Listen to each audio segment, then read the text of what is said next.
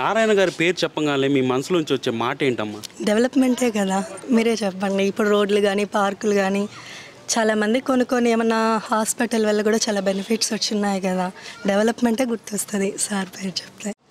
ఇక్కడ మీ ఇంటి దగ్గరలో పార్క్ ఉంది. ఆ పార్కులో ఏమైనా ప్రధాన సమస్యలు ఏమైనా ఉన్నాయా? మేము డైలీ మా పిల్లల్ని తీసుకొని పార్క్ వెళ్తాం. ఆడంతా ఫస్ట్ బాగుండింది. ఇప్పుడు వచ్చే కొంది వర్షం నీళ్ళు వస్తే వర్షం నీళ్ళు అట్టే ఉండిపోయా.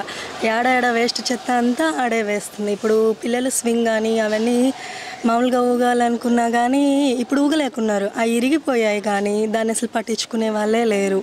ఇప్పుడు పెద్దవాళ్ళు వాకింగ్ కానీ ఫిజికల్ ఎక్సర్సైజెస్ ఉంటాయి కదా, అవి కూడా ఫస్ట్లో ఉన్నంత ఇప్పుడు ఆడి ఇరిగిపోయి ఉన్నాయి.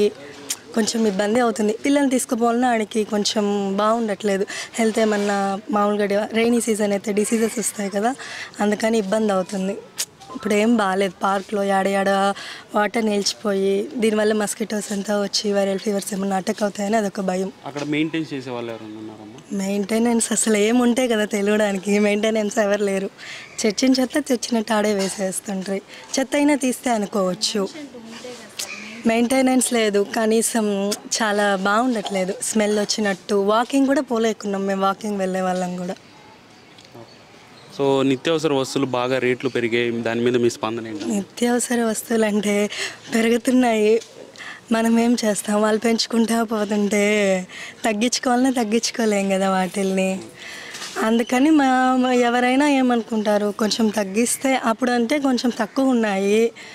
ఇప్పుడు నారాయణ కానీ చంద్రబాబు నాయుడు సార్ కానీ వస్తే కొంచెం బాగుంటుంది.